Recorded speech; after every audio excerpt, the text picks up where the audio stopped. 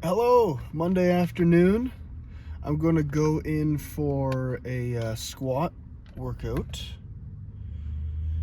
Be the second one for this program, or no, third one for this program. Second one with you guys. I'm looking forward to it. I think after last week, I had maybe didn't temper my expectations quite enough. Which led me not to be super disappointed, but just that I performed a little bit under what I had expected. So this week I'm going to go in and just do what I can. The goal is to do at least 10 pounds more than last week, which would be great. I suspect especially if I hit, or as I hit week 3, week 4, week 5, those 10-pound jumps will increase as I get more and more accustomed and more reminded of how to do this darn thing. And so I think the jumps will become a little bit more liberal. I'll just be more comfortable and approaching more of my usual working weights. Even last week, my top set felt like, RPE 8 or 9, I would say. And that weight I can usually do, I think maybe about 6 months ago, I think I hit that same weight for 11 reps and got it for 4 last week. So just that's how it goes sometimes. So one of the intentions I want to go into today with is just to apply a little more mindfulness, just a little bit more purposeful attention. It's interesting, there's a delineation that I like to make regarding mindfulness, especially when it comes to training. Mindfulness when we're on our yoga mat or meditation bench or just in the grocery store, in the lineup, the classic places I like to apply some mindfulness. Those look like achieving really nice, calm states. Not hitting the floor, I'm not falling asleep, but I can reach very calm, peaceful places. In the gym, mindfulness looks a little different though. It's more about like an engaged attention. I'm present. I'm not thinking about the next set. I'm just dealing with what is immediately here. Unless I'm preparing for a set, then I am thinking about that set, but in a mindful way and an engaged and active way. I think there are slight differences there. With the workout, where I apply, or how I apply mindfulness, is less about keeping my heart rate low, trying to let my muscles relax as much as I can. I use a lot of those bodily or somatic techniques to access sort of states of contentment or tranquility or what have you. In the gym, that's different.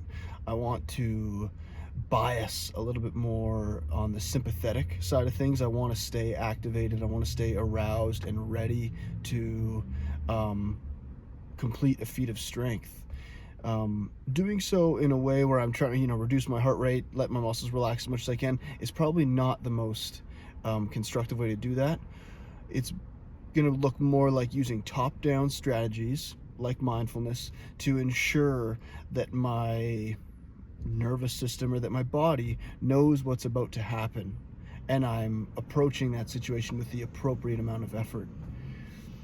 You actually hear that spoken about in the Eightfold Path. Actually, is one of the components of that is right effort. And I think mindfulness is just about finding the right effort in whatever situation you're in. If I'm sitting or I'm waiting in the grocery store in line, the right amount of effort for that is probably pretty low, right? If I'm just waiting, my goal is to wait and be as content and tranquil as I can. But that effort isn't as true as preparing for a lift in a gym. The right amount of effort for that might be something more about rehearsing the lift I'm about to do, going over some cues that I've found to be particularly useful for that day, week, month, period of training like I'm in now. So it's less about reaching like an absolute parasympathetic state, or as parasympathetic as we can comfortably manage, like we would in a meditation bench or on our yoga mats. It's more about creating that engaged attentiveness and preparedness to perform our best. So that's what I'm going to go in with today. I'm excited. I've got a bit of an ear infection, so we'll see how it goes. I think the music won't sound as good on one side, unfortunately, but that'll be okay. Well, I think that's all. So I'll see you guys on the other side.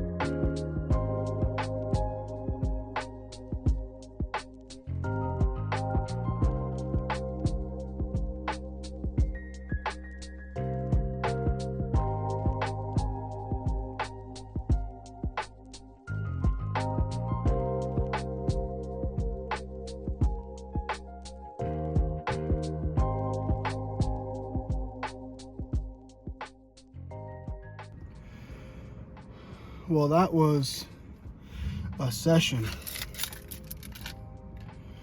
That went really well, actually. Despite the heat. I think I'm a little damp, but I think that's a sign of a good session and a hot day, or a combination of both.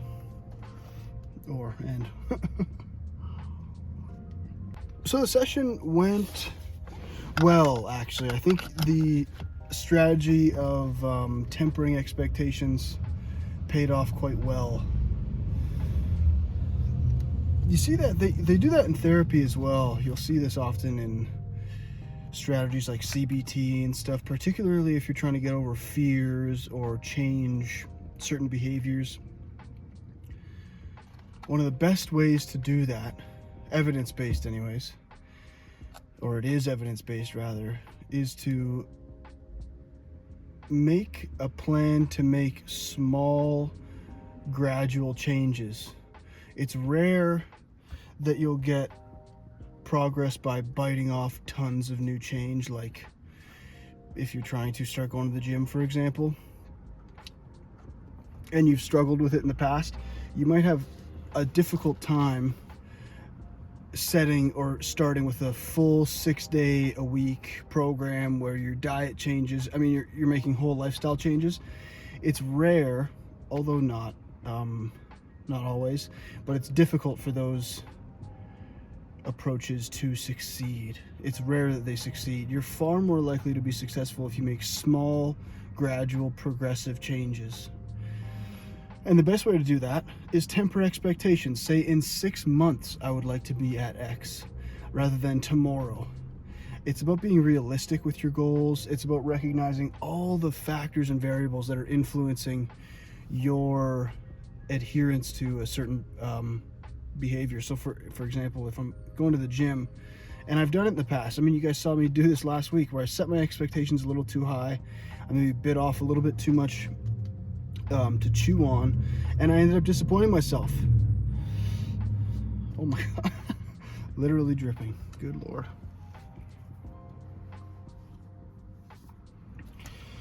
I'm far less likely to disappoint myself if I'm able to set small, achievable, articulable, and realistic goals.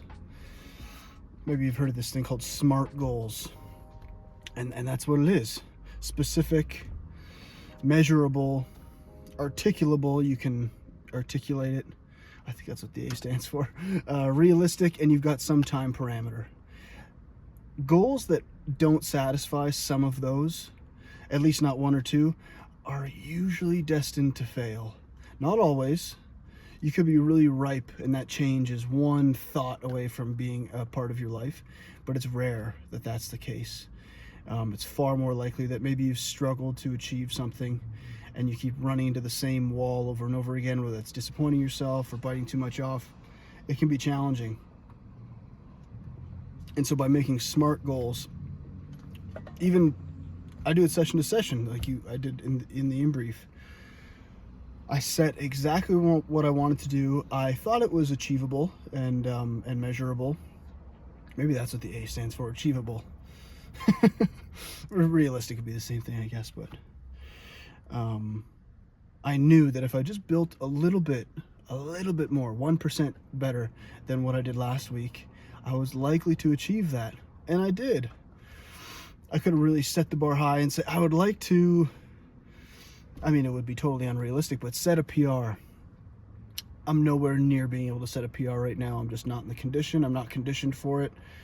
So it wouldn't happen. So that wouldn't be achievable, and I would probably end up disappointing myself if I actually expected myself to achieve that. So set achievable goals, realistic, measurable. It's funny when people set a goal that is not necessarily achievable, or I would like to be happy. It's like, okay, we have to, make sure you can measure that, and what is happiness to you? Can you articulate what it's going to look like if and when you can achieve that? It needs to be really simple for you to be able to actually chase it and achieve it.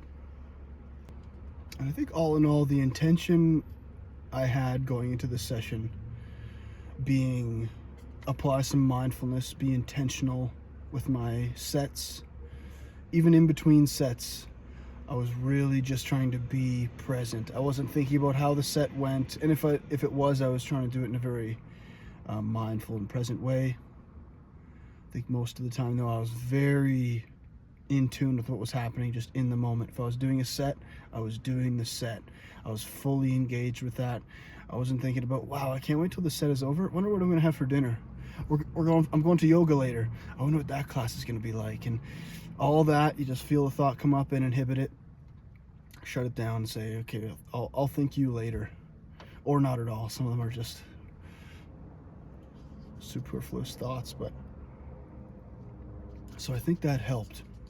Setting an intention to be engaged and attentive with what I was doing. It's a useful top-down strategy, particularly for preparing for sets, especially where you're working up over 80, 90% of some local max.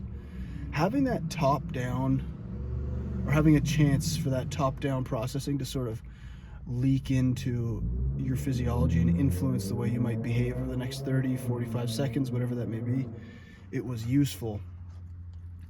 So try that next time you're about to do something. So I think that's it for today. I've got to head home, get a quick bite, and then I'm going to yoga after, which will be nice. It's been a while since I've done a yoga class.